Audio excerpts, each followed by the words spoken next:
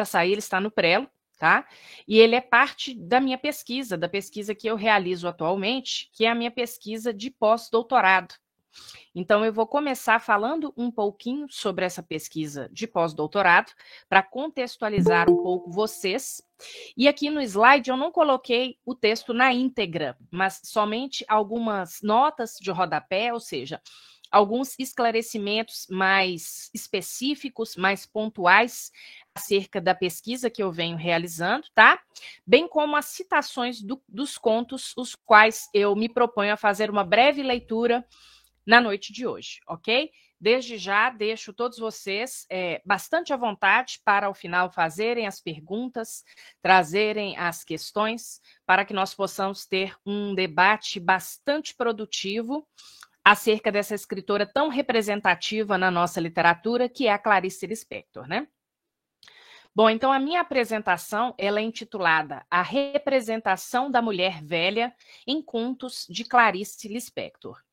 E antes de eu iniciá-la, gostaria de contextualizar todos vocês exatamente acerca da pesquisa que eu venho realizando, como eu falei, em âmbito de pós-doutorado, sob a supervisão da professora doutora Eurídice Figueiredo, que eu acredito que muitos aqui conheçam o trabalho dela, na Universidade Federal Fluminense, tá?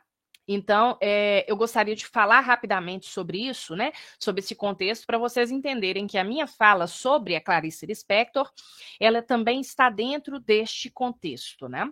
Então, essa apresentação ela está vinculada a este projeto de pós-doutorado que eu venho desenvolvendo ao longo do ano de 2022, na verdade, assim, é uma pesquisa que eu já venho desenvolvendo há um bom tempo, mas só recentemente eu consegui o afastamento da instituição a qual estou vinculada, e é o projeto intitulado Corpo Envelhecido na Literatura Produzida por Mulheres.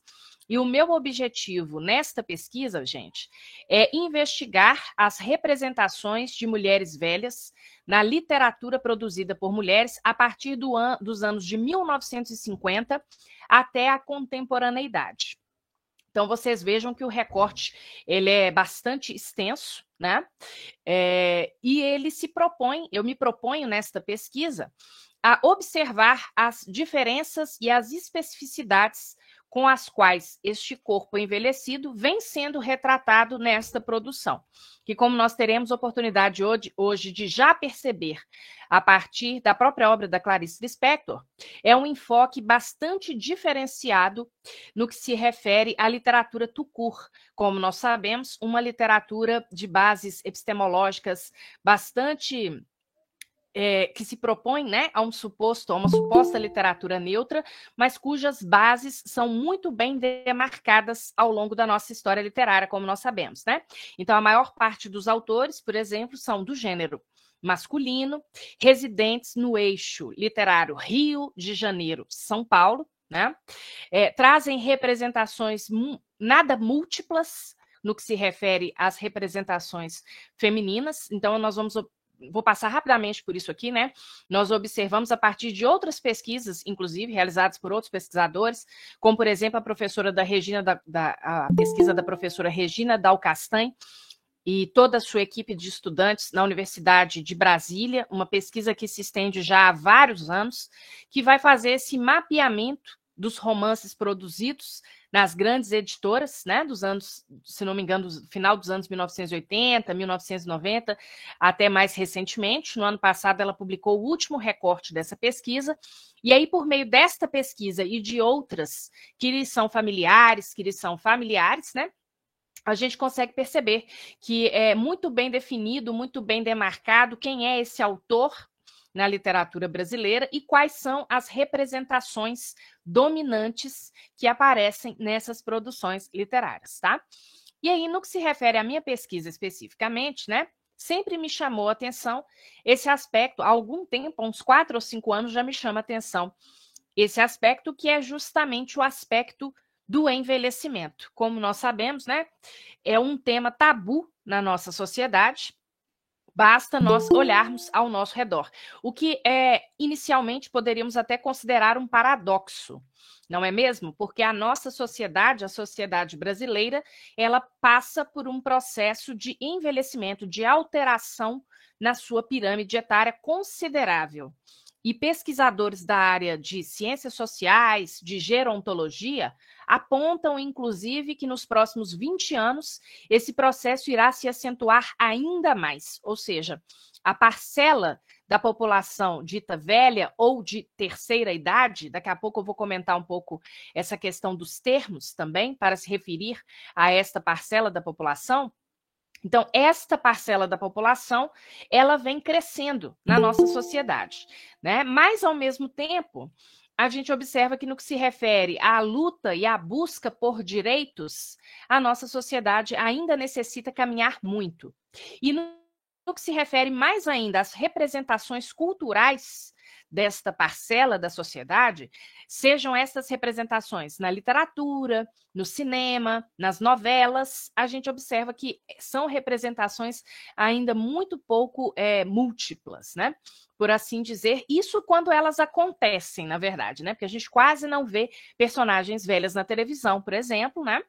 Isso tem mudado um pouco, né? Muito devagar, mas tem mudado um pouco no que se refere às questões do mercado propriamente ditas. Ou seja, hoje a gente já vê algumas propagandas que se direcionam a este público, mas aí tem toda uma questão mercadológica também. Porque nós sabemos que o mercado acompanha o crescimento dessa faixa etária, e é claro que o capital se pretende a cooptar todos os corpos existentes na nossa sociedade. Então, é um avanço? Não deixa de ser um avanço, mas, por outro lado, há questões subreptícias que merecem uma análise mais pormenorizada também, né?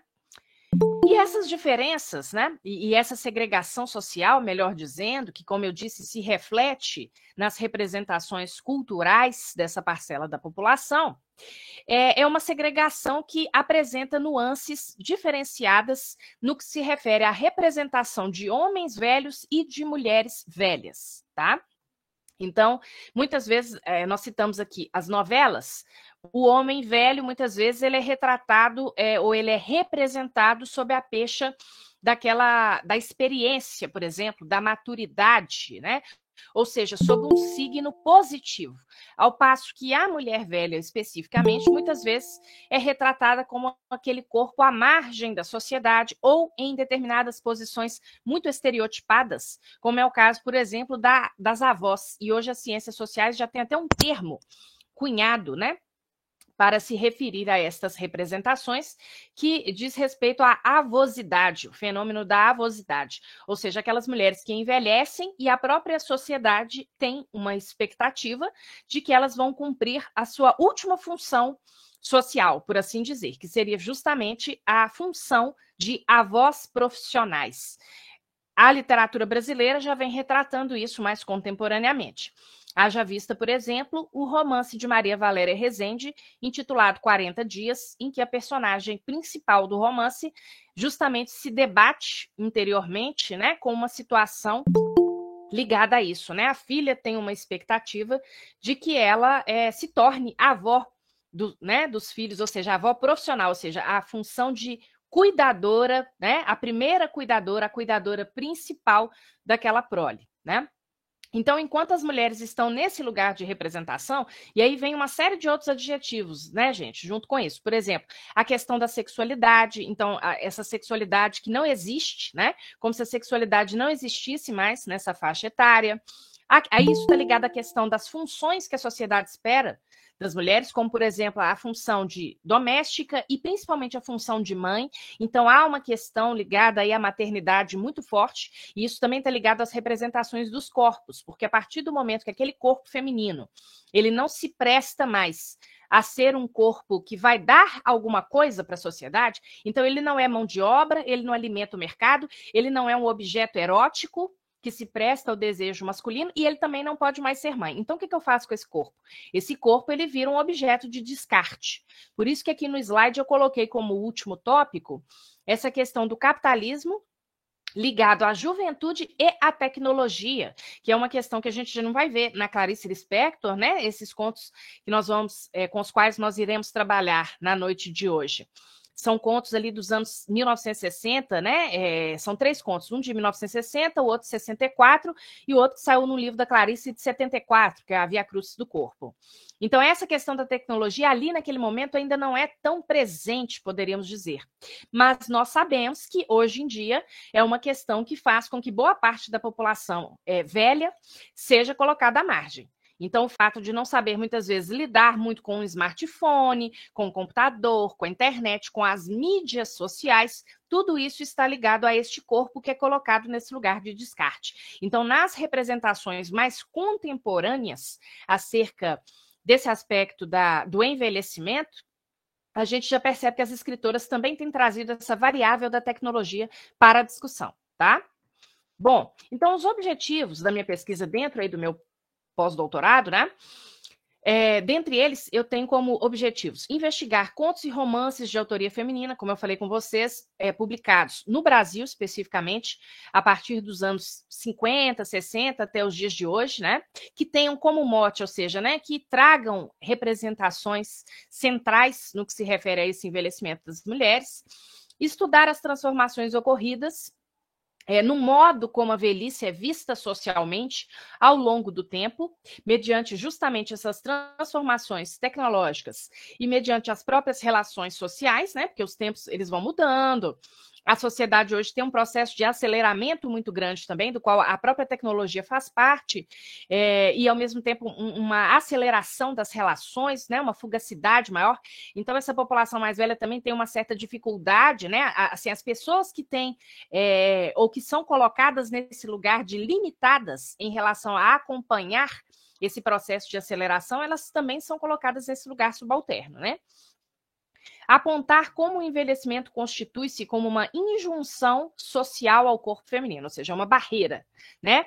Ligando-se a questões como a invisibilidade, a violência e a maternidade, né? E a violência aí a gente pode pensar tanto uma violência pretérita, né? Que em muitas narrativas a gente encontra, né, na culminância ali da personagem madura, da personagem velha, uma relação, por assim dizer, com eventos do passado ligados, né, a uma violência sofrida por esse corpo feminino, né? Mas muitas vezes essa violência também é de ordem simbólica, né? E observar, né? O objetivo é observar como isso aparece nesses textos literários.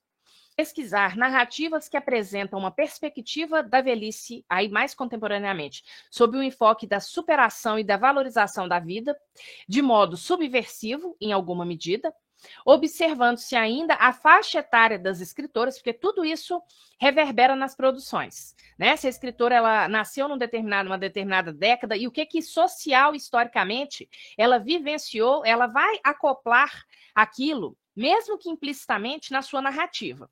Então, é muito importante ler o escritor também aos olhos do seu tempo. Então, essas representações da velhice, elas estão muito calcadas neste olhar das escritoras também no seu tempo. Então, é por isso que a representação de Clarice Lispector nos anos 60, uma representação que ela traz, talvez não encontre uma consonância tão direta como a representação de hoje, que são gerações de escritoras diferentes, né? Então, tudo isso influencia no modo como essas narrativas vão abordar essa temática.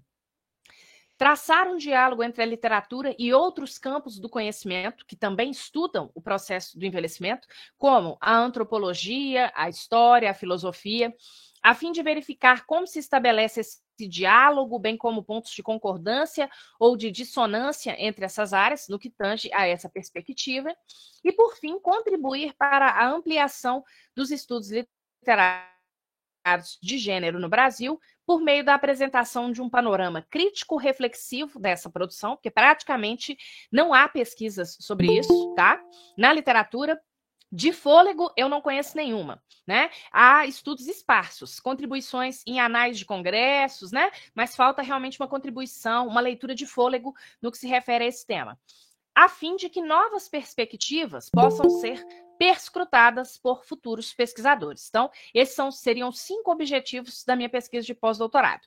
E a minha fala na noite de hoje, né? Coloquei aqui como esse último objetivo, diz respeito à minha fala aqui neste momento, que é justamente apresentar como se dá a representação das mulheres velhas em alguns contos da Clarice Lispector.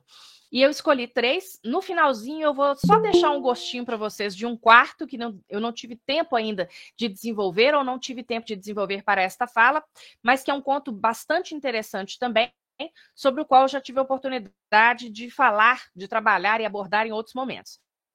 Mas hoje, especificamente, nós vamos nos deter mais no conto Ruído de Passos, no Feliz Aniversário e no conto Mas Vai Chover. Então, agora eu passo a leitura deste artigo, que está no prelo, como eu falei, da revista Cronos, né, de Natal. Então, ele logo deve estar saindo aí. E aí, nos slides, eu vou colocar alguns trechos de citações ou de notas para que vocês possam acompanhar um pouco melhor o fio do meu raciocínio, ok? Então, eu começo pelo meu resumo.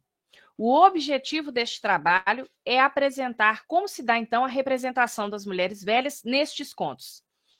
Aspecto pouco explorado na literatura brasileira, o envelhecimento é um tabu social, principalmente no que se refere ao envelhecimento feminino, uma vez que as mulheres, no sistema capitalista, são vistas como corpos erotizados e potenciais consumidoras de produtos de beleza e afins.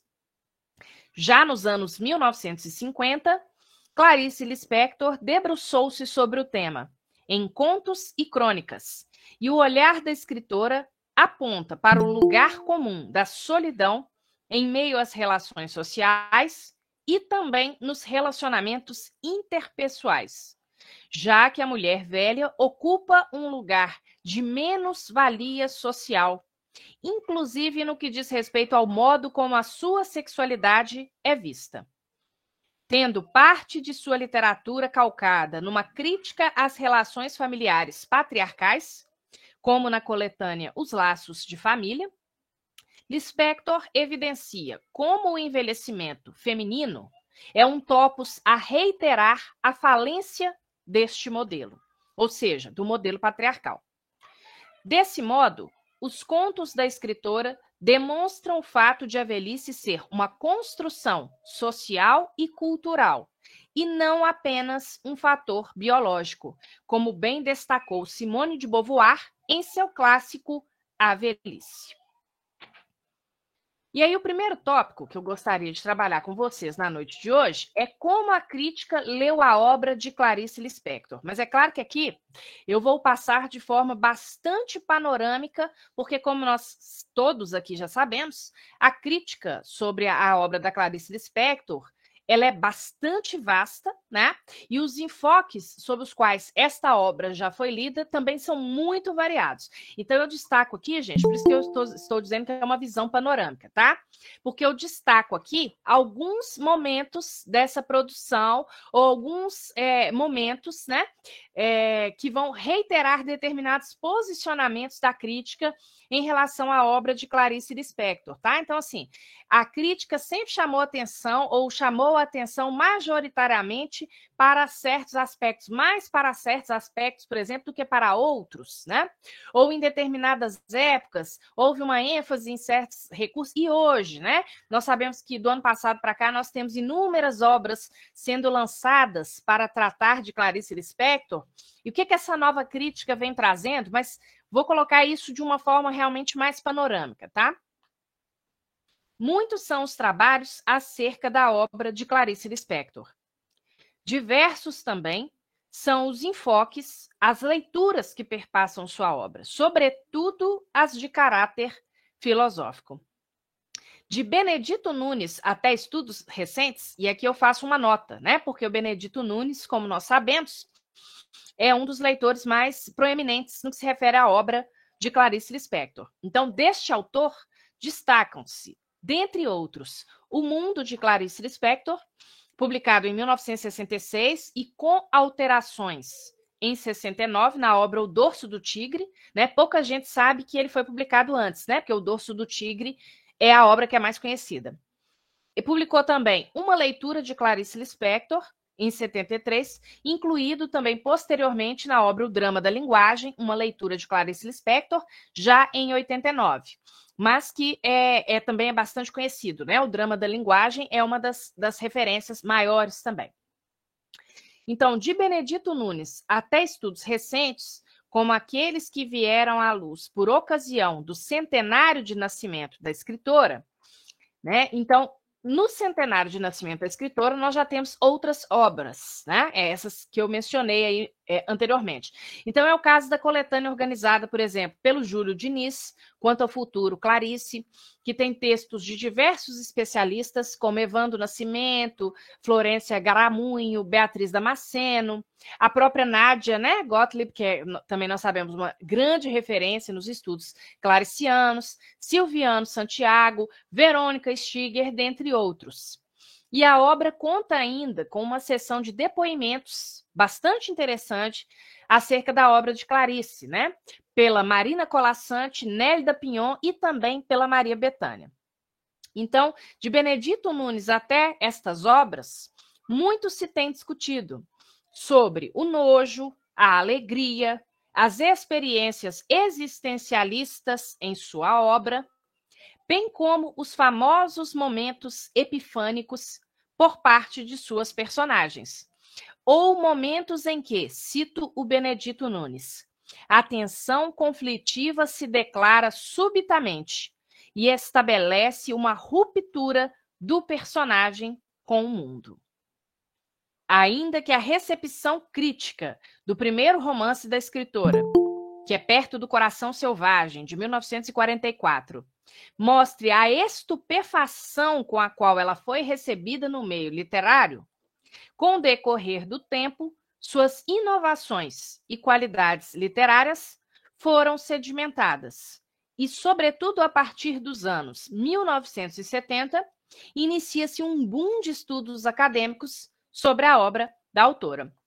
E aí, acerca dessa estupefação com a qual ela foi recebida, né? Aqui são as outras obras, eu esqueci de mencionar, as outras obras que foram publicadas em 2021, que trazem outros aportes teóricos, outras leituras acerca da Clarice. Então, nós destacamos aqui A Vertical das Emoções, As Crônicas de Clarice Lispector, pela editora Relicário, no ano passado, né, do Jorge Didi Huberman, e Um Século de Clarice Lispector, Ensaios Críticos, organizado por Judith Rosenbaum e Cleusa Rios Passos, pela Fósforo Editora, também no ano passado, tá? Bom, e acerca dessa estupefação com a qual Clarice foi recebida, lá nos anos 40, né, as primeiras críticas desse romance, que é o Perto do Coração Selvagem, principalmente as de Sérgio Milliet, Antônio Cândido e Álvaro Lins, apontam que eles tinham certa consciência de estarem diante de algo novo na literatura brasileira. No entanto, isso não implica necessariamente uma compreensão das realizações e dos processos realizados pela escritora com a sua linguagem. Álvaro Lins, por exemplo, afirma que a obra não estava plenamente realizada, que estava, aí eu cito, incompleta e inacabada a sua estrutura como obra de ficção. Depois, ao final, se alguém quiser a referência desse texto, tá? Que é uma crítica que ele escreve em 46, aí eu passo a referência certinha para vocês, ok? Seguindo, no que se refere às questões de gênero, Solange Ribeiro de Oliveira destaca que a experiência da mulher na obra de Clarice é a experiência da mulher ocidental e de classe média. E ainda, as mulheres que aparecem nessa obra, de acordo com a pesquisadora, são inquietas. E aí ela afirma, né? Se a heroína de Clarice tem um traço típico, além da onipresente busca da realidade última, cristalizada na imanência, ele é o da perpétua e angustiosa busca da própria identidade, nunca restrita aos papéis sociais. Então, essa inquietude dessas personagens, né? E aí nós destacaríamos das personagens femininas, pegando um gancho no que a Solange Ribeiro de Oliveira nos coloca, né? Neste interessante estudo, é um traço bastante presente em diversas personagens femininas, né? Desde aquelas que vivenciam, por exemplo, o tédio das relações familiares, né? É muito comum, por exemplo, né? Leituras, existem inúmeras leituras, por exemplo, do conto Amor, né? E aquela hora, né? Aquela hora difícil da tarde, né? Aquela hora estranha da tarde, em que essa mulher que vive ali confinada ao espaço privado, ao ambiente do lar, ela se vê ali com seus próprios fantasmas, por assim dizer, né? Ela perde um pouco a função. E aí essa questão desse cotidiano, que é sempre aquele mesmo cotidiano, vai ser desafiada muitas vezes, né? Naquela hora que ela chama, né? E outras autoras também vão trabalhar isso, inclusive mais contemporaneamente, que é a hora perigosa da tarde, né? Então, tanto nessas representações, né, dessas mulheres que são donas de casa, e a gente vê isso em diversos outros contos, como nas representações das mulheres velhas, a gente vê, né, e em outras representações ainda, né, a gente poderia pensar em outras também, a gente vê, né, essa protagonista nos contos da Clarice Lispector, sempre nessa angustiosa busca da própria identidade, né? Muitas vezes até restrita, né, aos papéis sociais, mas não satisfeita com estas restrições que lhes são colocadas, né? Seguindo, com a intensificação do movimento feminista nas 2 últimas décadas, esse aspecto parece ter chamado mais a atenção de pesquisadoras e pesquisadores.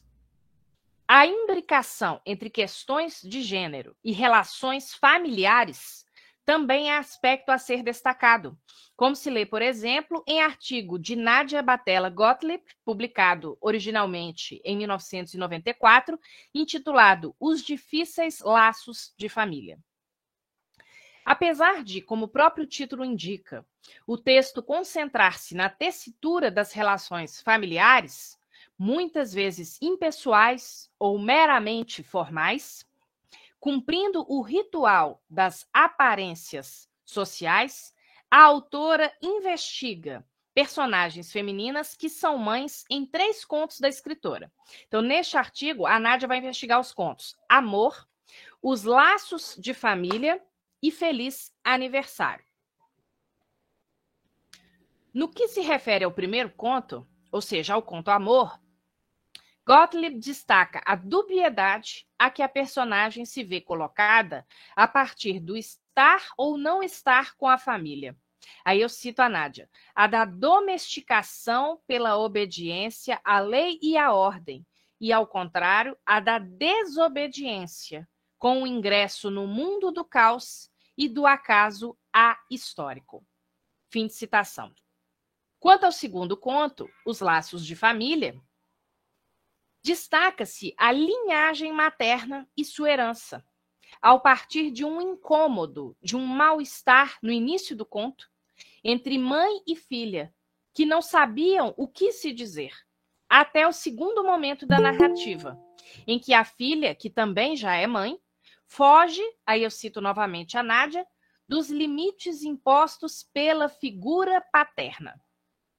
Em Feliz Aniversário, no entanto, o conflito, por assim dizer, esfacela-se entre muitas figuras de uma mesma família, reunida em torno da matriarca que estava fazendo 89 anos.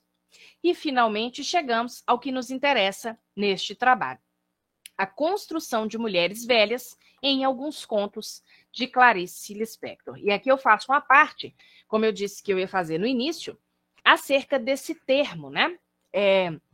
Que às vezes as pessoas acham até estranho ou grosseiro o uso deste termo, né? Então eu explico que eu opto pelo termo velha justamente por considerar que termos correlatos tentam escamotear o modo como essa parcela da população é vista socialmente. E aqui eu sigo o raciocínio da professora Eurídice Figueiredo, e aí eu a cito no seu livro publicado em 2020.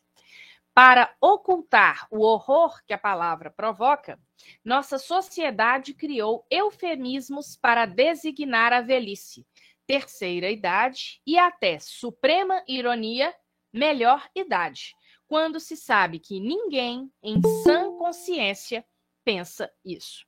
Então, justamente por julgar que estas outras palavras muitas vezes seriam eufemismos, né? Eu optei por trabalhar exatamente com este signo, né? Que é com este adjetivo, que é o adjetivo velha ou velho, ok? E aí nós chegamos, né? Vamos estabelecer aqui algumas reflexões também acerca da velhice na literatura, para trazermos uma leitura acerca destes contos da Clarice Lispector. Primeiramente, façamos algumas considerações acerca da velhice. Trata-se de tema tabu em nossa sociedade, como mencionado, sobretudo a velhice feminina. Basta observarmos como o velho e a velha são tratados no que se refere à ausência de direitos ou ao cumprimento de leis, ou mesmo no que se refere ao respeito a eles conferido. Quando o olhar se volta para a literatura, esta reitera esse locus social. De acordo com a Regina Del Castanho, no artigo publicado Representações Restritas à Mulher no Romance Brasileiro Contemporâneo, de 2010, mas como eu mencionei anteriormente, em pesquisas mais recentes e artigos mais recentes, ela atualiza essa pesquisa, tá? E a gente percebe por essa atualização que nessa década, né, ou seja, entre a publicação deste primeiro artigo de 2010 e o ano passado, por exemplo, ou seja, 11 anos, né, nesse recorte aí, houve poucas alterações no que se refere a isso que é colocado aqui, tá? Então, por isso que eu trago essa referência de 2010. Então, de acordo com ela, a maior parte das personagens femininas na literatura brasileira são jovens e donas de casa. Vejam que eu estou considerando a literatura brasileira como um todo, tá? E estamos considerando aqui contos e principalmente romances. Isso dá mostras de que, quando a mulher é representada como protagonista na literatura tucur, isto é, na literatura produzida por homens brancos, o é sempre sob os mesmos moldes, a saber, são mulheres também brancas, em sua grande maioria jovens ou, no máximo, adultas, e tendo como principal qualidade a beleza. E aí eu cito a Regina. Há poucas descrições de seu corpo, mas quando elas aparecem, identificam a mulher brasileira presente nas narrativas como relativamente magra, loira e com cabelos mais longos. Fim da citação. Além disso, o lugar de subserviência e de coadjuvante social para a mulher também é reiterado, uma vez que boa parte das personagens femininas na literatura nacional são donas de casa, índice precário de profissionalização e escolaridade, pois, de acordo com Del Castanho, cito novamente, ocupam menos a posição de intelectuais e dependem mais dos homens financeiramente. Fim de citação.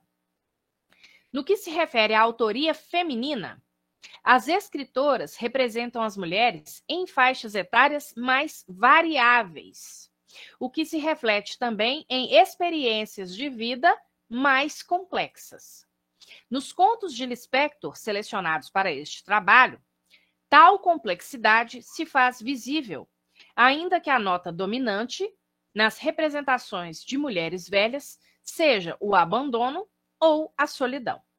Em 2 dos contos selecionados, fica patente o aspecto da sexualidade, dos anseios e desejos quase nunca reconhecidos como válidos pela sociedade. Em outro deles, ou seja, no terceiro conto, é o abandono familiar que se destaca. E em outro ainda, acho que eu vou só mencionar rapidamente ao final, o abandono social, por sua vez, se destaca. Na obra A Velhice, Simone de Beauvoir salienta justamente este último ponto, o descaso social em relação ao chamado idoso. Para a intelectual francesa, o problema da velhice se dá no cerne das classes privilegiadas, uma vez que o velho pobre não existe, no sentido de, além de não ser reconhecido, não ser retratado literariamente, por exemplo. E como objeto, e ele aparece como objeto de especulação. E como objeto de especulação, o problema gira em torno dos homens, ainda que, obviamente, tanto homens como mulheres envelheçam, e ainda que elas vivam mais tempo, conforme as estatísticas também demonstram. Facilmente se percebe a validade e a atualidade desta afirmação de Beauvoir. Basta uma rápida olhada pelos comerciais de TV ou ainda um flerte com o Instagram para perceber o quanto nossa sociedade é focada em apelos à manutenção de um corpo belo e magro, e no quanto é notório o movimento de toda uma indústria de alimentos, de cosméticos, de cirurgias plásticas, etc., para convencer as pessoas da importância de se manterem jovens. De acordo com Naomi Wolf, é a partir dos anos 1830, com o acúmulo de fotografias, que modelos de beleza começam a ser imputados mais fortemente sobre a sociedade, criando o que ela chama de ficções sociais. E aqui eu faço dois apartes. Aliás, uma parte e trago uma citação da Naomi. A parte diz respeito ao próprio trabalho dessa pesquisadora. Não sei se vocês se lembram que no início da pandemia ela estava envolvida aí também numa polêmica acerca da vacina, etc., né?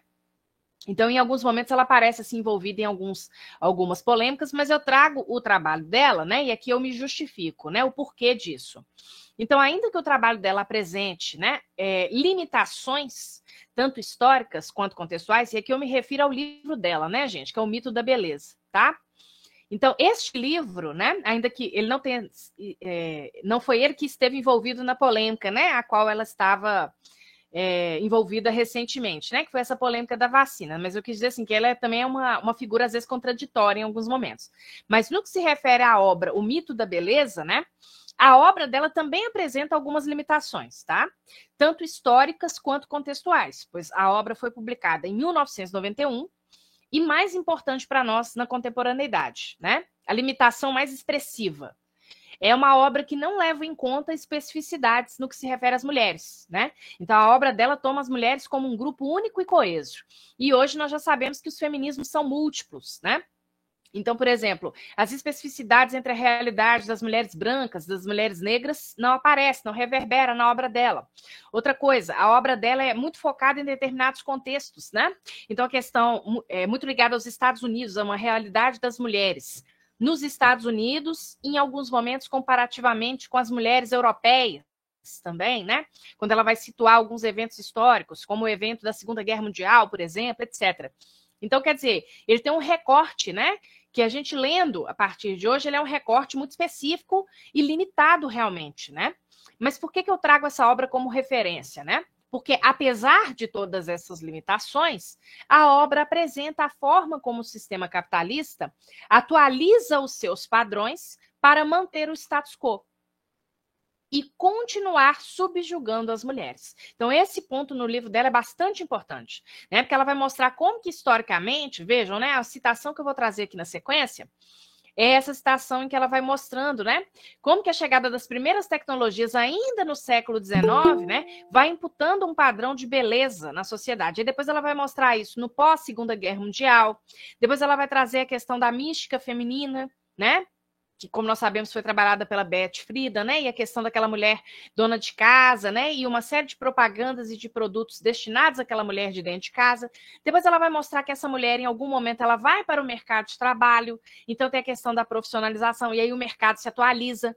Então, assim, historicamente, quando ela vai retratando aquilo, conforme eu mencionei, ainda que limitado àquele contexto, né? Ou seja, não quer dizer que aqui no Brasil tenha sido exatamente assim, mas a gente sabe que muito reverbera, né? Muitas das questões que ela traz reverberam diretamente, né? Tem uma ligação direta, né?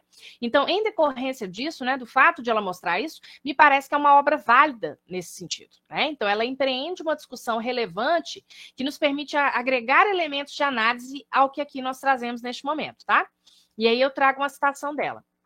Pela primeira vez, novas tecnologias, então ela está falando lá de 1830, tinham condição de reproduzir em figurinos, daguerreótipos, ferrotipias e rotogravuras imagens de como deveria ser a aparência das mulheres.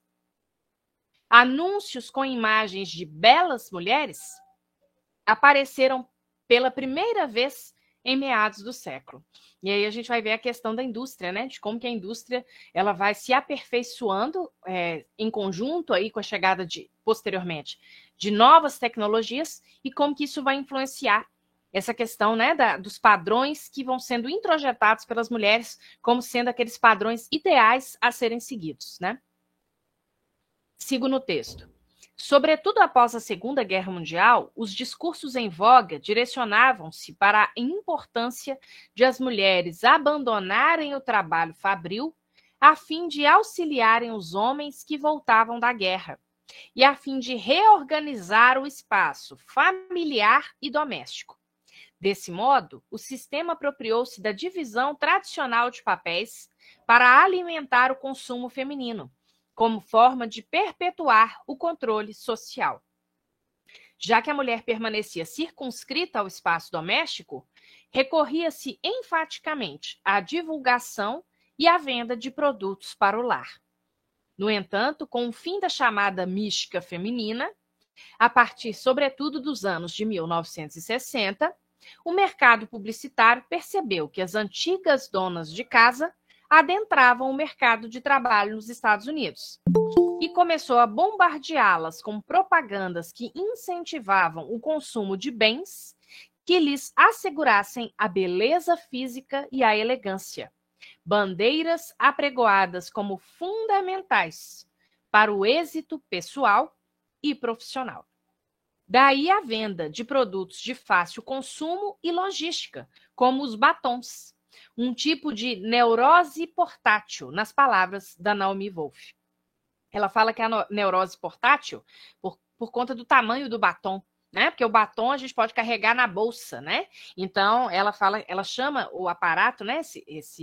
Esse instrumento, né, de maquiagem, que é o batom, de neurose portátil, ou seja, para onde eu vou, eu posso carregar aquela neurose, ou seja, essa preocupação excessiva, né, de manter sempre essa imagem aprazível para o sistema, né? Aparecem, então, novos cerceadores do espaço intelectual das mulheres, como o discurso das dietas, a indústria de cosméticos e a indústria das cirurgias plásticas. Assim, cito a Naomi, né? A modelo jovem e esquelética tomou o lugar da feliz dona de casa como parâmetro da feminilidade bem-sucedida. Fim da citação. Com o passar do tempo, isso acaba por gerar uma competição entre as próprias mulheres e, consequentemente, o envelhecimento passa a ser rechaçado com todas as forças. Também a imprensa, e mais especificamente as revistas voltadas para o público feminino, atuariam como tecnologias de gênero, para usar a expressão consagrada de Teresa de Lauretis, devido ao fato de impulsionarem a competição entre as mulheres e referendarem padrões de beleza muitas vezes inalcançáveis. E aqui eu trago também uma parte, né, acerca do trabalho da Teresa de Lauretis, fundamental, né? A Lauretis propõe-se a pensar gênero não mais atrelado à diferença sexual. Não só ela, né? Aqui eu destaco o trabalho dela, porque eu acho que essa expressão tecnologia de gênero, ela é muito feliz ao propor isso a partir do trabalho de Foucault. Né? Então, ela vai lá no Foucault, na questão que o Foucault traz de tecnologia sexual e direciona isso mais especificamente no que se refere à realidade das mulheres. Né? E aí aqui eu cito a Lauretis. Seria possível propor que também o gênero, como representação e como autorrepresentação, fosse produto de diferentes tecnologias sociais, como o cinema, por exemplo, e de discursos, epistemologias e práticas culturais institucionalizadas, bem como das práticas da vida cotidiana. Fim de citação. Assim, um corpo consumidor que atende às demandas do capital é bem visto. Diferentemente do que muitas vezes se pensa, não é a estética o que está em jogo, mas sim o modo como as mulheres devem se portar. E aqui eu trago a Naomi Wolf numa citação em que ela própria dá o grifo, né? O mito da beleza, de fato, sempre determina o comportamento, não a aparência. Isso é muito importante, né? Então não tem nada a ver, né, com a aparência física, com a estética em si. Né? Tanto que os padrões de beleza eles mudam o tempo todo, né? Mas tem a ver com a questão da determinação de padrões de comportamento. Então tá ligado a isso, né? Ao modo como, aqui especificamente, ao modo como esse corpo feminino deve ou não deve se portar em sociedade e ao modo como ele é visto, né? E ao que ele se presta ou deixa de se prestar no que se refere ao sistema como um todo, tá? Bom, e aí nós chegamos à terceira sessão deste trabalho, que é a mulher velha nos contos da Clarice Lispector. Tais considerações deixam à mostra o problema da inserção da mulher velha. No que se refere à literatura, essa mesma questão reverbera. Elódia Xavier pontua, a partir da Elaine Showalter, que em um primeiro momento a produção literária das mulheres ainda permanecia presa a moldes tradicionais, isto é, aos moldes masculinos. De acordo com a pesquisadora brasileira, é a partir da obra de Clarice Lispector, sobretudo com a coletânea Os Laços de Família, em 1960, que questões efetivamente de gênero ganham relevância na literatura produzida por mulheres no Brasil. E aqui eu trago um novo à parte, né? Ela tem um outro texto muito interessante também, que é o Declínio do Patriarcado, lá nos anos 90, né? É um livro, Declínio do Patriarcado, a Família no Imaginário Feminino, em que ela aponta com precisão o modo como o modelo familiar patriarcal é questionado nos textos da Clarice Lispector. E aí eu cito a Elódia Xavier. Clarice Lispector questiona, com muita ironia, este modelo familiar, onde a mulher, condenada à imanência, fica reduzida ao espaço privado. É claro que no século XIX e nas primeiras décadas do século XX, houve uma série de escritoras. Aliás, a literatura nasce nos jornais, espaço dos folhetins, das crônicas, dos artigos de opinião, nos quais se advogavam direitos básicos, como o direito da educação, para as mulheres. No entanto, esse processo de conscientização, que já estava historicamente em curso, ganha relevo no Brasil, sobretudo nos anos 1950 e 1960. E é referendado pela publicação da obra O Segundo Sexo, da Simone de Beauvoir, publicado na França em 49. Estima-se que no Brasil, sua primeira edição tenha vindo à tona em 1960. E aqui eu trago uma questão que é uma questão que hoje nos chama muito a atenção também no aspecto editorial, né? Eu tenho um trabalho dentro dessa questão das mulheres na edição com colegas da instituição a qual eu me filio, e neste trabalho a gente faz um mapeamento de histórias editoriais de mulheres. E um dos problemas que é muito recorrente é a falta de registros, né, dessas mulheres. E isso é tão patente que, pasmem, essa pesquisadora aqui, né, a Joana Vieira Borges, né, de acordo com ela, não se pode precisar a data de publicação exata dessa primeira edição do Segundo Sexo no Brasil, já que essa data não consta no depósito legal da Biblioteca Nacional, nem tampouco no banco de dados da editora Nova Fronteira, que é a detentora dos direitos da obra. Contudo, essa pesquisadora aponta como data provável o ano de 1960, devido a uma série de questões contextuais que ela trabalha nesse texto dela de 2013. Tá? Posso passar a referência para vocês depois também. Mas aqui só um parêntese, só para a gente ver como muitas vezes essa questão da invisibilização, que é tão falada, né? E às vezes as pessoas falam assim, nossa, mas ainda nos dias de hoje, bater nessa tecla, né? Mas quando a gente vai aos registros, a gente vê que é uma história que não foi narrada, é uma história que não foi contada e cujos registros simplesmente não existem, eles se perdem no tempo. Né? Então, vejam, uma obra da envergadura do Segundo Sexo, você não tem o registro exato, né? Porque as fichas catalográficas dos livros antigamente, não sei se vocês já repararam, muitas vezes não tinham cuidado, né? O apuro que tem hoje, né? Então, essa data não constar, né? É algo, assim, bastante impressionante, né? Mas, enfim, fechemos esse parêntese. Então, voltando. Questionavam-se papéis tradicionais, né? Está falando aqui desse processo de conscientização do Brasil, né? Eu estou falando aqui desse processo de conscientização do Brasil nos anos de 1950, e 1960, né? E referendado isso pela chegada do Segundo Sexo, dessa publicação aqui. Questionavam-se papéis tradicionalmente atribuídos às mulheres, como, nessa época começa esse questionamento mais intenso, como as tarefas maternas, de esposa e do lar, e havia uma busca por uma maior escolarização.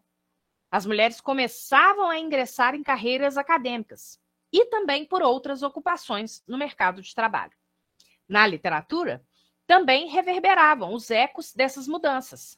Testemunham essa afirmação nas produções de Lígia Fagundes Telles, Nélida Pinhon e da própria Clarice Lispector, dentre outras.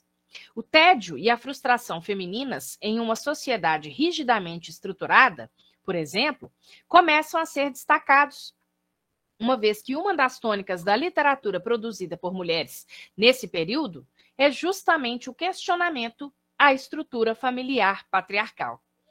É assim que protagonistas homens são retratados com uma personalidade pouco robusta, e pais e maridos ausentes ou com pouco poder decisório ganham o texto. Ao contrário, as protagonistas mulheres, para além de dominarem a cena de muitas das escritoras do período, são retratadas com cores fortes, imersas em meio aos desafios do seu próprio tempo.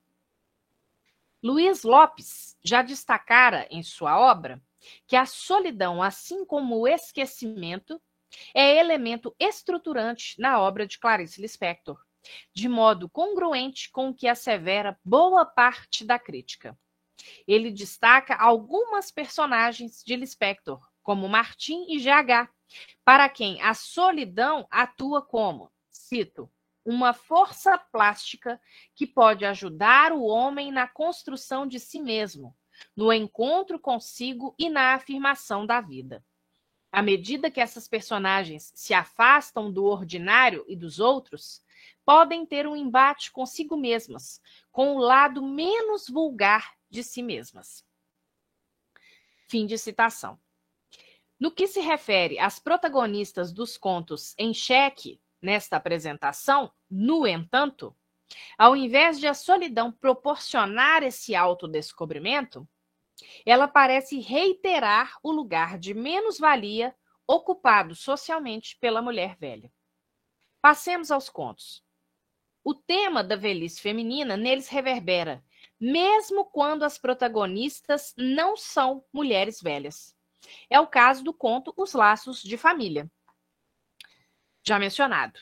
No início do texto, o leitor depara-se com uma mãe que havia visitado a filha casada e seu neto, e ela retorna depois para a sua cidade. A incomunicabilidade destaca-se logo nas primeiras linhas do conto.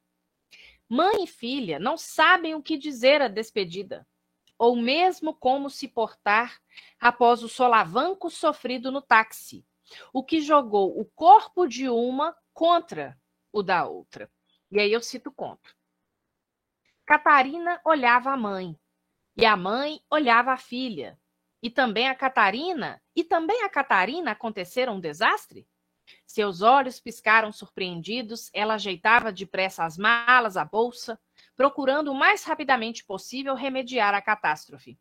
Porque de fato sucedera alguma coisa, seria inútil esconder. Catarina fora lançada contra Severina, numa intimidade de corpo há muito esquecida, vinda do tempo em que se tem pai e mãe. Apesar de que nunca se haviam realmente abraçado ou beijado.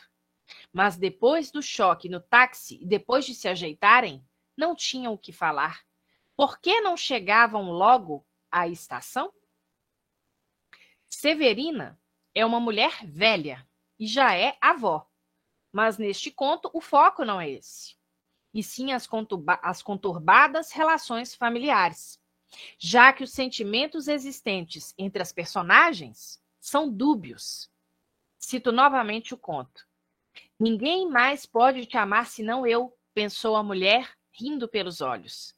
E o peso da responsabilidade deu-lhe à boca um gosto de sangue, como se mãe e filha fosse vida e repugnância.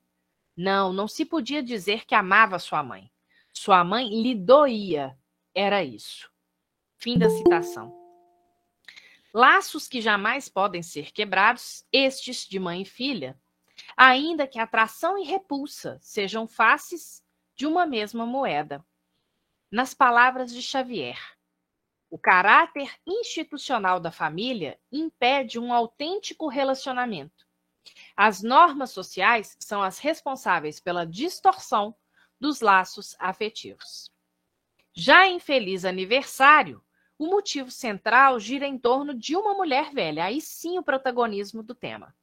E a própria passagem da vida é posta em xeque. Aqui eu trago só um adendo de um artigo que eu publiquei em 2019 na revista de Estudos Brasileiros Contemporâneos, que é aquela revista, acho que é esse mesmo nome, aquela revista da UNB, em que eu faço uma leitura acerca deste tema da velhice, mas não só na Clarice Lispector. E aí eu aproximo alguns contos da Clarice Lispector, da Lígia Fagundes Telles, até chegar mais contemporaneamente a Maria Valéria Rezende, tá? Então, só uma nota breve aí, caso alguém tenha interesse, né, em buscar esta publicação.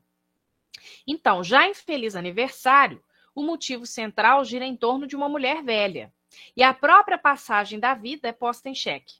Neste conto, tem-se a farsa burlesca, nas palavras da Elódia Xavier, em que as personagens agem como se estivessem em um palco, apenas cumprindo uma mera formalidade social, a saber, parentes que há muito não se viam comparecem à comemoração dos 89 anos da matriarca da família.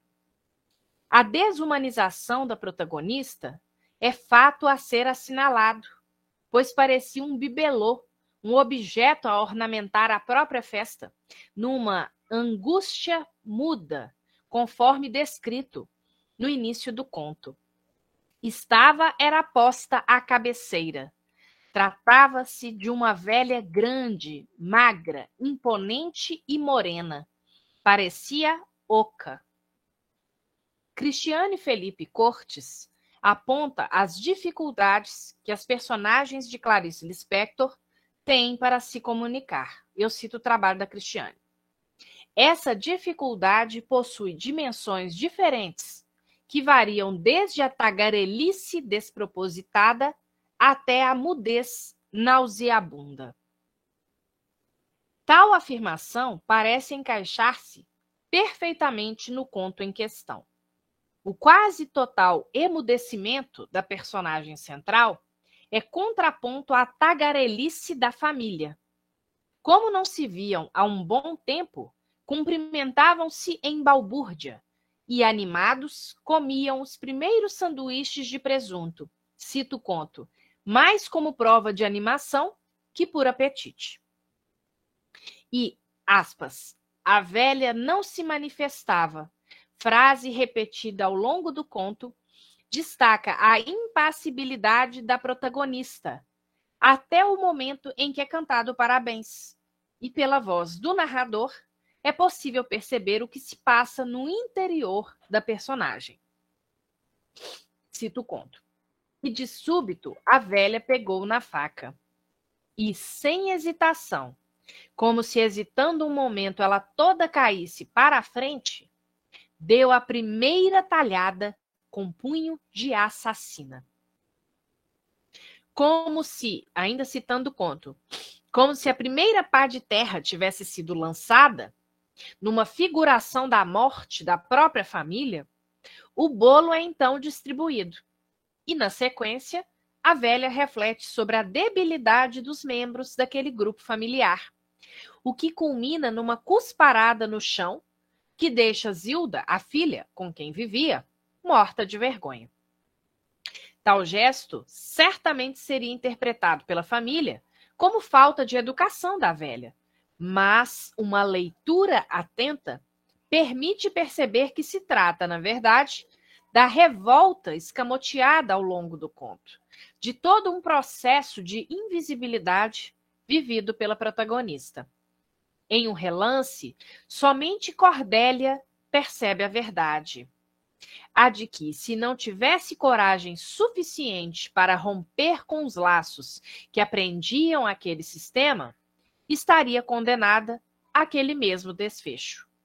Nas entrelinhas do texto literário, fica patente o lugar de descarte e desprezo social conferido à mulher velha, como se este fosse o destino de todas.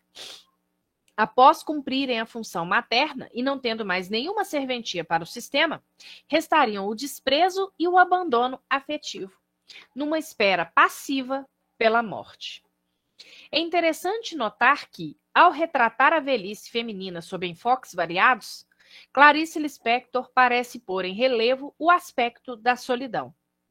Em Ruído de Passos, a protagonista é Dona Cândido Raposo, uma senhora de 81 anos que tinha, cito o conto, vertigem de viver. Em contato com a natureza e com a música, esse sentimento fazia-se presente, sentimento este manifesto pelo, cito novamente o conto, desejo de prazer que não passava. Envergonhada pela situação, procura um ginecologista, que afirma não haver remédio para o problema, a menos que ela se arranjasse sozinha, o que fora sugerido pela própria senhora. Em pequenos trechos de discurso indireto livre, a vida era isso então? Essa falta de vergonha? Fica perceptível a presença de um corpo disciplinado. Aqui eu cito Elódia Xavier, cuja característica básica é a carência garantida pela disciplina, como lembra Xavier a partir de uma tipologia dos corpos extraída do sociólogo Arthur Frank. Daí a previsibilidade desse corpo, sempre afeito às regras do sistema, sempre dócil, para usar a expressão de Michel Foucault. É um corpo adestrado, enfim, por normas e ideologias vigentes. Trata-se da mesma perspectiva apresentada no conto Senhor Diretor, de Lígia Fagundes Telles, publicado na coletânea Seminário dos Ratos, em 1977, em que Maria Emília, uma senhora de 62 anos, professora aposentada paulista e solteira, na autodescrição expressa no texto, escreve uma carta mental ao diretor de um jornal sobre as mazelas que vêm sendo expostas nas capas de revistas. Na verdade, ao longo do conto, o leitor percebe que a suposta carta nada mais é do que um subterfúgio para a autorreflexão acerca de uma vida vazia, em que o prazer e a liberdade não foram sequer conhecidos. Diferentemente da protagonista clariciana de Ruído de Passos, Maria Emília, virgem, não recorre à masturbação. Sua máxima ousadia é, no dia de seu aniversário, entrar sozinha em um cinema com uma camélia na lapela da roupa. Índice de certa volúpia, somado ao filme e às impressões colhidas pela personagem enquanto o assistia. No entanto, essa atmosfera se esvai ao final e a mulher retoma sua rotina. Interessante observar ainda que a Via Crucis do Corpo, coletânea em que se encontra Ruído de Passos, é de 1974, ao passo que o conto de Lígia Fagundes Telles é de 77. Nos anos 1970, as discussões acerca de uma nova onda feminista, iniciada em fim dos anos 1960 em Paris, já chegava ao Brasil. Em Senhor Diretor, por exemplo, há um momento em que Maria Emília frequenta uma reunião feminista que a escandaliza, na qual se discutiam direitos trabalhistas para as prostitutas. Chamamos a atenção para a proximidade entre essas datas porque elas apontam para o fato de que tanto Clarice Lispector quanto Lígia Fagundes Telles permaneciam atentas às discussões feministas daquela hora, as quais reverberam em maior ou menor medida em sua literatura. Voltando ao conto Ruído de Passos, não há muitas informações sobre a vida pregressa da personagem. Sabe-se apenas que perdeu um filho na guerra. No entanto, fica implícito que provavelmente a educação e a cultura recebidas formataram-na para o não prazer, para a condescendência do prazer do outro, o homem, mas nunca para si própria. Enquanto no conto de Fagundes Telles, a personagem recrimina a sexualidade exuberante de casais jovens na rua e no cinema, no de Clarice, a personagem se recrimina por ainda pensar no prazer. O final do conto é emblemático neste sentido. Nessa mesma noite, deu um jeito e solitária satisfez-se. Mudos fogos de artifícios. Depois chorou. Tinha vergonha. Daí em diante usaria o mesmo processo. Sempre triste. É a vida, senhora Raposo, é a vida. Até a bênção da morte. A morte. Pareceu-lhe ouvir ruído de passos. Os passos de seu marido, Antenor Raposo.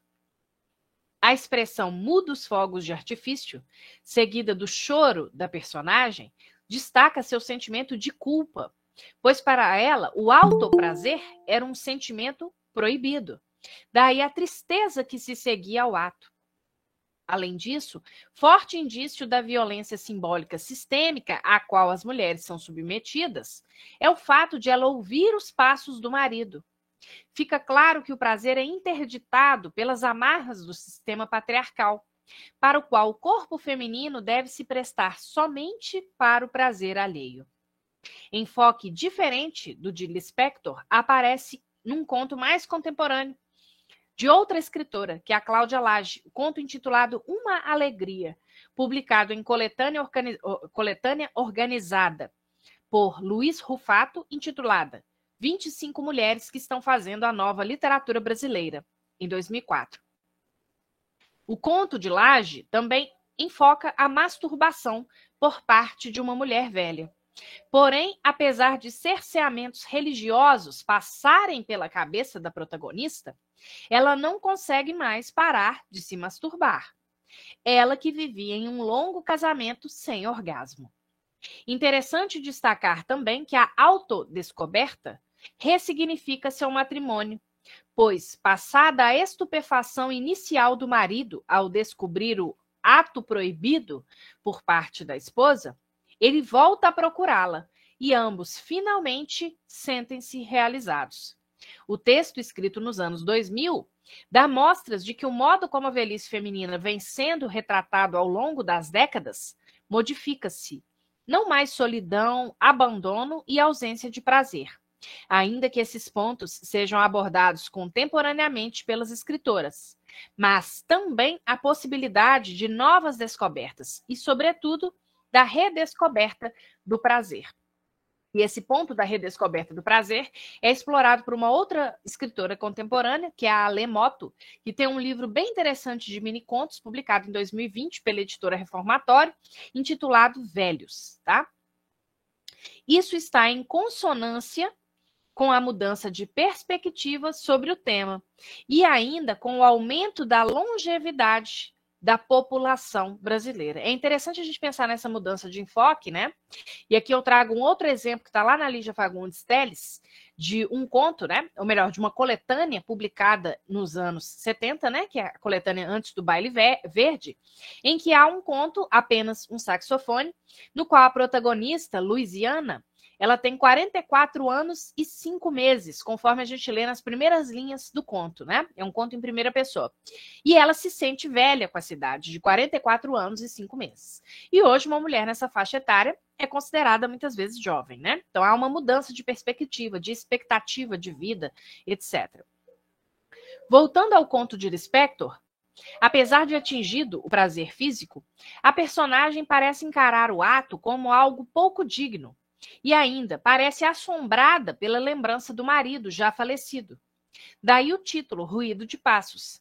Ao sentir a presença do esposo, o texto remete simbolicamente às proibições do sistema para que a mulher tenha direito ao seu próprio prazer, conforme já mencionado. Inconscientemente, tais proibições reverberam na conduta e no imaginário de muitas mulheres, como Cândida Raposo. Assim, o corpo feminino está constantemente sujeito ao olhar do outro. Se erotizado, é vítima de julgamentos exteriores e de abusos os mais diversos. Se disciplinado, por vezes sofre um processo de invisibilização. Passemos agora ao conto Mas Vai Chover, no qual Maria Angélica, uma mulher de 60 anos, apaixona-se por um entregador de produtos farmacêuticos de 19 anos, Alexandre. Cito o conto. Ele era a força, a juventude, o sexo, há muito tempo abandonado.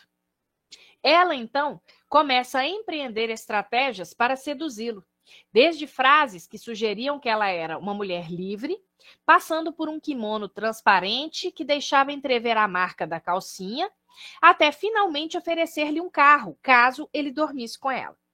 É interessante observar os recursos dos quais Maria Angélica se vale. Primeiramente, ela tenta usar o corpo para seduzi-lo. No entanto, tal corpo já não corresponde mais aos anseios de uma sociedade que valoriza corpos malhados, jovens, semelhantes a modelos. A esse respeito, pontua Elódia Xavier. A mudança que o envelhecimento produz muitas vezes aparece mais claramente para os outros do que para o próprio sujeito, porque ela se opera continuamente e nós mal a percebemos. Nosso inconsciente alimenta a ilusão de uma eterna juventude. O modo como a narrativa de Lispector segue assinala com um tom de escárnio o enlace sexual entre os dois. Cito o conto.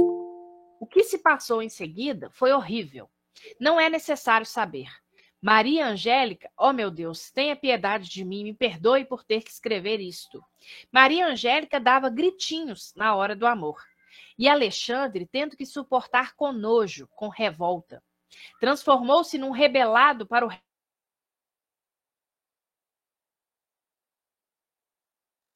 o que aconteceria mesmo. Aos 27 anos, ficou impotente. Em seguida, o rapaz abandona o emprego e vai morar num hotel de luxo. Não quisera morar com ela por causa dos vizinhos. Depreende-se a vergonha por ele sentida, já que as outras pessoas, a sociedade, enfim, o julgaria interesseiro, uma espécie de gigolô, como de fato ele era. Ao mesmo tempo, expressa-se fiasco por parte do rapaz em ser visto com Maria Angélica. O olhar do outro aparece ainda na figura das criadas de Maria Angélica, cito o conto, que quase riam na sua cara, embora ela não se importasse. Advertida por uma amiga de que estava sendo explorada, se recusa a enxergar a realidade.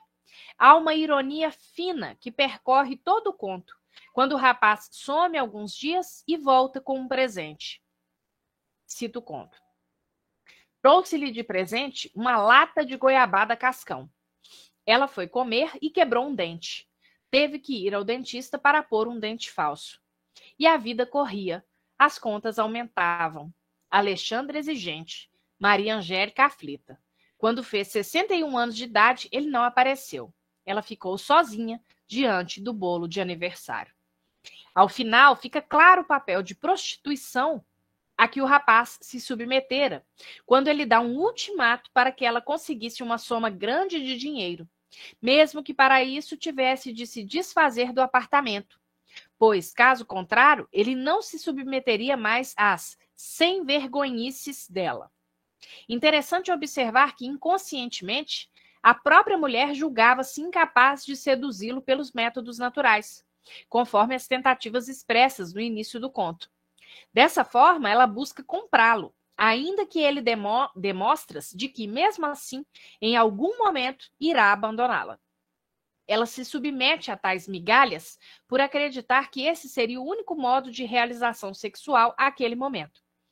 Lispector deixa à mostra, portanto, o lugar de interdição ao qual o prazer feminino é relegado na chamada terceira idade, né?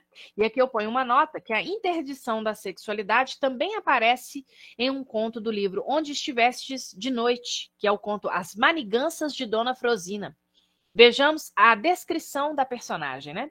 Ficou viúva com 29 anos e de lá para cá, nada de homem. Viúva à moda antiga, severa, sem decote e sempre com mangas compridas. Chama a atenção aqui a idade da protagonista, como a sugerir que fora do matrimônio não haveria perspectivas de felicidade e de prazer às mulheres, pois viúva, aos 29 anos, passava a ser considerada à margem, né? E a ser considerada, de certa forma, velha. Como dito anteriormente, não se pode desconsiderar o contexto em que o conto Ruído de Passos, em que esse último conto, né, foi escrito. O conto de Lispector termina em aberto. O rapaz finalmente vai embora e Maria Angélica pensa: parece que vai chover. Terminada a aventura, retorna-se à banalidade do cotidiano. E aqui eu trouxe, né? Aqui, só para deixar o gostinho aí, né? Para quem se interessar pelo tema, um trecho de um outro conto da Clarice Lispector, que eu não vou explorar neste momento, mas que é um conto que reitera essa imagem do abandono social ao qual essa mulher é relegada, que é o conto Viagem a Petrópolis, né? E eu trago aqui só o início do conto. Era uma velha sequinha que, doce e obstinada, não parecia compreender que estava só no mundo. Os olhos lacrimejavam sempre, as mãos repousavam sobre o vestido preto e opaco, velho documento de sua vida. No tecido já endurecido, encontravam-se pequenas crostas de pão coladas pela baba que lhe ressurgia agora em lembrança do berço. Lá estava uma nódoa amarelada de um ovo que comera há 2 semanas, e as marcas dos lugares onde dormia. Achava sempre onde dormir, casa de um, casa de outro. Quando lhe perguntavam o nome, dizia com a voz purificada pela fraqueza e por longuíssimos anos de boa educação: mocinha. Aí a ironia, né? E aí é uma senhora, né, como a gente vê nessa descrição inicial do conto, que é sendo jogada de cá para lá. E ao longo do conto, né, nós sabemos que um dia ela teve família, mas as pessoas morreram, né?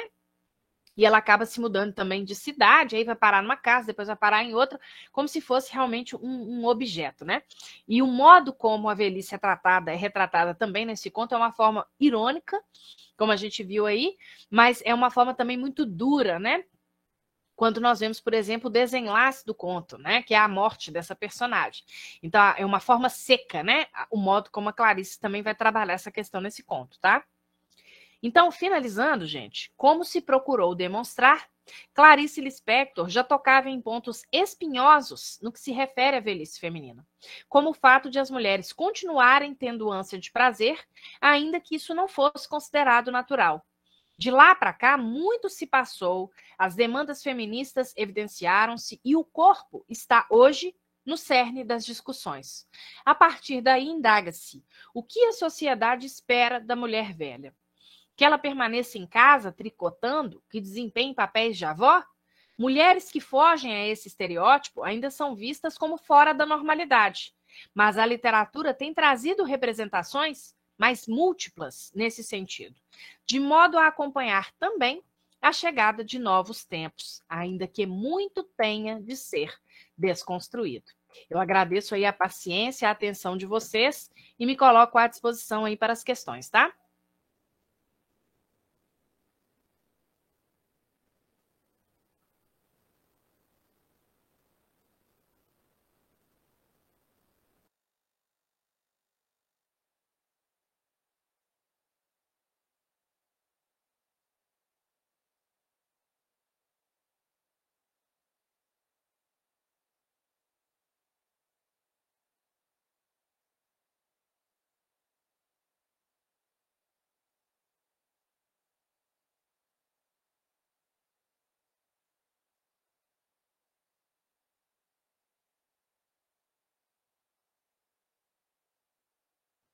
Ô, Guilherme, estou olhando o chat aqui.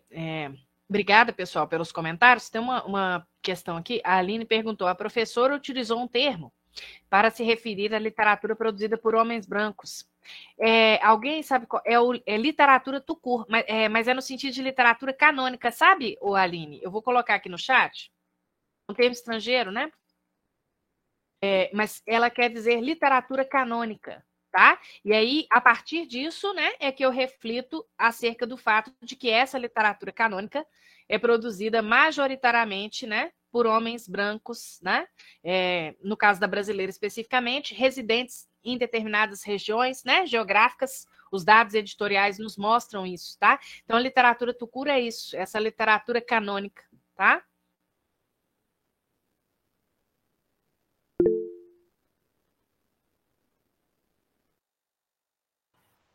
Boa noite, boa noite. Só gostaria de apontar, né, que belíssimo trabalho, eu adorei. Dialoga muito com a comunicação que eu e uma amiga fizemos hoje mais cedo, no simpósio Clarice o Feminino. Nós trouxemos Mas Vai Chover, nessa análise mesmo do desejo da mulher idosa. E o título era Ela Embevecida o Olhava. E a gente fez uma interpretação do desejo da Maria Angélica, do jogo, sagrado e profundo que atravessa a Via Crucis inteira, na própria ironia do nome, né, Maria Angélica, e sendo que ela tem atitudes extremamente profanas, né, o narrador que representa a voz social que fica desconfortável diante de uma mulher que escolhe viver potencialmente a sua sexualidade, independente do julgamento alheio. E interessante porque a gente fez uma análise de como a casa é ao mesmo tempo o corpo da Maria Angélica, né?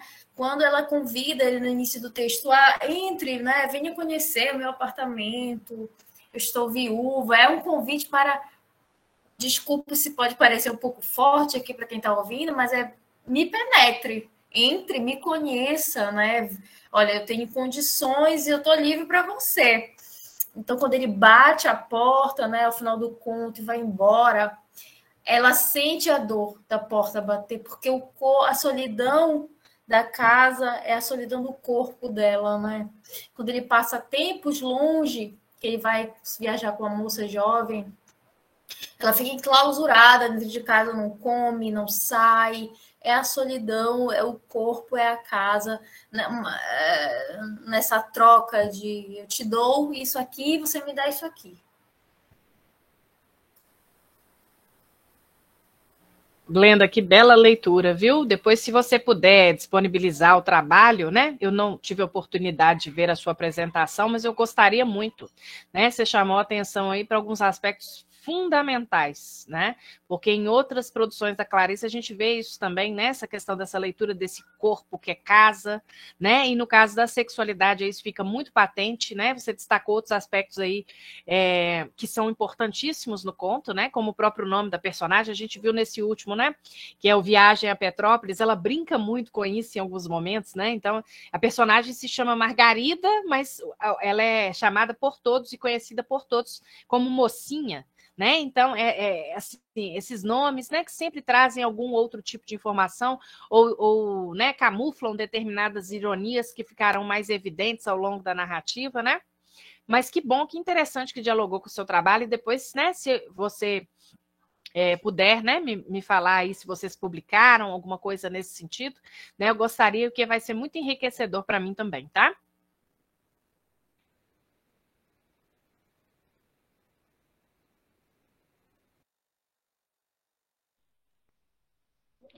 Obrigada. Estão me ouvindo bem? Então, boa Perfeitamente. noite. Gostaria de agradecer, né, pela fala de hoje, que foi tão encantadora sobre a nossa queridíssima Clarice. Eu sou aí apaixonada, né? Eu sou uma grande fã mesmo de Clarice. Conheci na graduação, sou encantada por tudo que ela escreveu, mesmo na maioria das vezes tendo que reler, reler e reler para entendê-la, né? Essas releituras que sempre nos trazem algo novo para Clarice, na leitura de Clarice. Eu estou também, junto com as amigas, produzindo um artigo sobre o conto Viagem a Petrópolis, trazendo aí a questão da psicanálise, né? Como a psicanálise vê. Mas o que a gente trouxe foi a questão da violência, como você mesmo tocou, a violência simbólica que traz aí, né, que é visto aí nesse conto Viagem a Petrópolis, que é um conto aí muito triste, muito sensível, né, sobre essa velhice, né, sobre mocinha e as coisas, as situações que ela passa dentro desse contexto narrativo. Mas trazendo aí a minha questão, eu gostaria de saber como você que é uma pesquisadora nessa área, como você já citou aí, das narrativas escritas por mulheres que traga aí a velhice, né? As mulheres. Qual a diferença que você encontra da velhice em Clarice, da velhice em outros textos de outras escritoras? Assim, de um modo geral, o que você pode nos dizer? Obrigada. Obrigada pelo seu comentário, Maria Luísa. Que bom saber que você está investigando esse conto. Esse conto é maravilhoso, né? O Viagem a Petrópolis. Como você colocou muito bem aí, é um conto extremamente sensível, triste, né?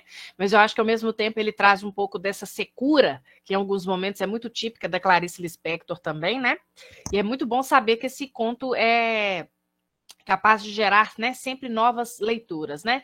Fico feliz. Eu acho que a sua pergunta dialoga de alguma forma com uma pergunta que foi feita aqui no chat, que eu estou vendo aqui, que é a pergunta da Vanice Ricardo. Eu não sei se eu entendi bem, mas eu entendi que é mais ou menos a mesma questão que ela traz, né? Quando ela coloca a literatura sobre mulheres maduras e não sobre escritoras maduras. Há algum paralelo entre essas duas esferas? A velhice na literatura, personagens e escritoras? Então, eu parto dessa pergunta, dessa questão que ela traz, para te elucidar. Por quê? Porque, na verdade, as diferenças e as especificidades que eu vejo em outras escritoras, a gente tem que ver assim, a questão do período histórico, como eu mencionei na minha fala. Ainda que dentro de um mesmo recorte, tá? Por exemplo, escritoras que são ali contemporâneas. Então, se a gente pensar, por exemplo, na Lígia Fagundes Telles, que é uma escritora com a qual eu trabalhei no mestrado, tá? A gente vai ter especificidades nesse trato aí da questão da velhice, né? E são ali contemporâneas, né? Então, os textos estão sendo produzidos ali mais ou menos naquele mesmo momento. Então, tem esse senhor diretor, né? Que eu falei em que a gente vê essa questão da interdição da sexualidade, ainda que no conto da Lígia, né? A questão da sexualidade ela vai ser um problema para a protagonista do início ao fim do conto. Ela não vence isso, né? Em Clarice, eu acho que também não se vence essa questão, né? Se a gente pensar no ruído de passos. Mas, pelo menos, né, ela busca o alto prazer. Tem a questão da culpa, mas ela busca algo. No conto da Lígia, por exemplo, ela não busca. Então, isso seria uma especificidade. E aí, nós estamos trabalhando com escritoras que estão ali produzindo no mesmo período histórico. Nós estamos falando de contos que são escritos ali entre os anos 60 e os anos 70. Tá? No caso da Lígia Fagundes Telles, tem um outro conto dela muito bonito acerca dessa temática, mas que já é dos anos 80, que é o Boa Noite, Maria. Não sei se alguém aqui conhece. E é um conto assim, bastante interessante também, mas que aí já vai retratar não mais sobre a questão da solidão, e sim sobre o fato de essa solidão que é vencida, né? Por meio do companheirismo, etc. Então veja que aí já é uma outra nuance, né? Já não é mais referendar o lugar da solidão. Agora, o que eu poderia te dizer, e aí por isso que eu estou trazendo a questão da Vanice, é o seguinte: quando a gente observa as gerações das escritoras, né? Minha pesquisa ainda está em andamento, mas o que eu venho percebendo é isso. Quando a gente observa essas gerações das escritoras, aí fica mais claro essa mudança no enfoque, sabe? Essa mudança ela vai ficando mais clara. Então, aquelas escritoras que eu mencionei, como, por exemplo, a Cláudia Lage, a Lê Mota, né? Já trazem textos que mostram outras perspectivas acerca desse processo. Então, quer dizer, esse corpo ele é subutilizado, ele está à margem, ele está confinado à solidão em termos, porque este mesmo corpo, ou estes mesmos corpos, procuram outras formas de se fazerem presentes, procuram o prazer da sexualidade, procuram o prazer do farniente, né? O prazer de não fazer nada, né? A Lê Mota, por exemplo, ela tem um conto muito interessante, um mini conto, porque na verdade o livro dela é um livro de mini contos. Mas veja que aí eu já estou falando de 2019, 2020, percebe? Então você tem um lapso temporal aí, né? Por isso que é importante ver essa questão das gerações de escritoras, tá? Aí ela tem um mini conto, por exemplo, em que a mulher para de fazer todas as tarefas domésticas, para maratonar Stranger Things com o marido. Então, veja que aí já é uma outra perspectiva super contemporânea, né? Então, assim, trazendo essa questão do prazer, né? O prazer da própria companhia. Tem um outro mini conto em que essa mulher, ela meio que a maneira de um flaner, vamos colocar assim, né? Ela vai passear pela cidade sozinha, né? E é o prazer da própria companhia. É aquela mulher velha descobrindo o prazer da sua própria companhia, tá? Agora, isso não quer dizer, tá, Maria Luísa, que não haja produções contemporâneas que dialoguem diretamente com o enfoque da Clarice, por exemplo, que o que me parece que se sobressai é a questão, efetivamente, da solidão dessa mulher velha, né, na obra dela. Mas há contos e narrativas, não só contos, romances contemporâneos, em que isso vai ser problematizado, tá? Se a gente pensar no livro da Carola Saavedra, com Armas Sonolentas, publicado há alguns anos, nós temos são 3 protagonistas, né? E uma das protagonistas é uma mulher velha que acaba no asilo, etc. Então, assim, isso também aparece, né? Essa questão da solidão aparece em outros escritores. Nós temos também um outro livro que é A Ponta do Silêncio, de uma escritora pouco conhecida do Sul, mas muito boa, que é a Valesca de Assis. Também vai trabalhar essa questão desse silenciamento, né, por assim dizer, dessa solidão, e aí nesse romance é muito forte essa questão desse silenciamento, né, porque é uma personagem que mata o marido, mas não se lembra de nada, E aí a gente vai vendo deslindar dessas questões que você falou aí, por exemplo, questão da violência, né, da violência simbólica, da violência psicológica a qual ela foi submetida a vida toda e que reverberou naquilo. Então, quer dizer, eu acho que aí a gente, para estabelecer essas comparações, sintetizando a minha resposta, para estabelecer essas comparações, a gente tem que fazer alguns filtros, né? Primeiro, pensar ali a Clarice dentre as suas contemporâneas, a gente podia trazer também Nélida Pinhon, né, para discussão. Então, pensando ali as escritoras daquele momento e o que estava acontecendo naquele momento, né, em termos de representação de gênero, em termos de feminismo. E também propor, né, sem querermos, né, ser muito acríticas, né, mas propor também um diálogo com escritoras mais contemporâneas, né, assim, para a gente observar essas especificidades e essas semelhanças, tá?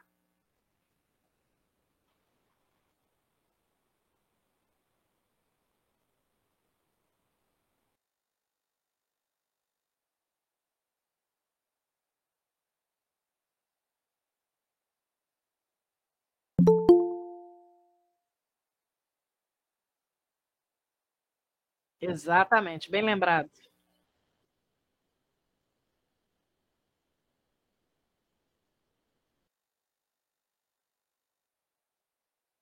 Ah, obrigado, que bom, Guilherme.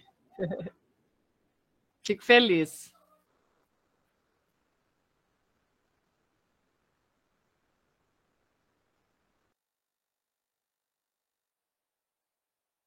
A Vana Lúcia está perguntando aqui se a pesquisa, sim, Vana Lúcia, envolve personagens velhas de romances. Perfeito. Eu trabalho com personagens velhas de romances e de contos, né? Como vocês podem ver, né, gente? É um doutorado em um ano que eu estou tentando fazer. Mas vamos ver o que sai, né? Porque é muita coisa. A gente olha assim, apesar de que as representações, né, de mulheres velhas na literatura ainda sejam poucas, né? Correspondem a aproximadamente 10%, né? Estima-se que 10%, tá? Das protagonistas, de acordo com a pesquisa que eu mencionei, que é a pesquisa da Regina Dal Castanho. Mas eu analiso sempre sobre esse enfoque da autoria feminina, né? E pegando, sim, os romances. Então, tem esse da Carola Saavedra, que eu falei, e muitos outros produzidos por editoras independentes, né? As editoras independentes hoje têm uma produção fantástica, gente, né? Fabulosa.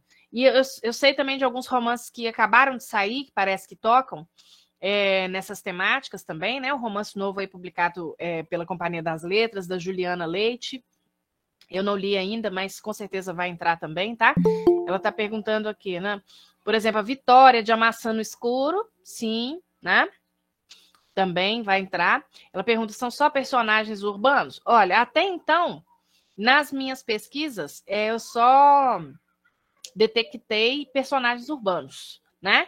Mas, na verdade, assim, tem uma personagem que não é urbana, né? Que é a personagem da. Ai, gente, fugiu o nome do livro aqui, aquela moça lá dos anos 1930, que publica em 1930, e tem Ruth Guimarães, o livro da Ruth Guimarães, né? No livro da Ruth Guimarães tem uma personagem que é uma personagem velha e é abandonada também pelo marido, e tem toda essa questão aí, né, de ser colocada à margem, e aí ela vira meio que a louca do lugar, né? E aí, nas obras, como a gente sabe, da Ruth Guimarães, são obras, né? Água Funda. Obrigada, Cristiane, isso mesmo. São obras que, né, tem essa questão do interior, né? De trazer personagens interioranas, né? Até o momento, lembrando de cor, assim, acho que foi a única personagem. Me fugiu o nome da personagem aqui, mas até então acho que foi a única. A Vanna Luz colocou: ela destaca-se por ser provedora, por assumir um papel masculino. Aqui você está falando da Maçã no Escuro, né? Foi uma ótima lembrança, tá?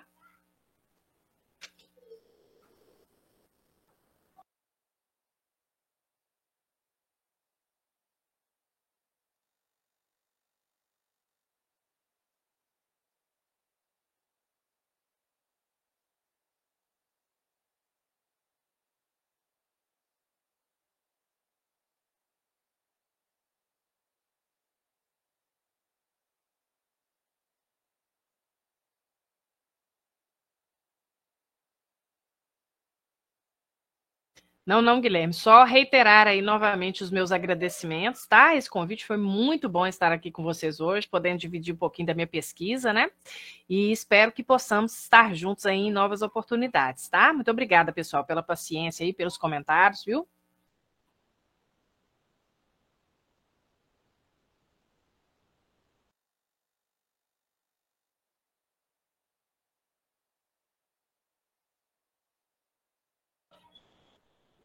Obrigada, pessoal. Muito obrigada.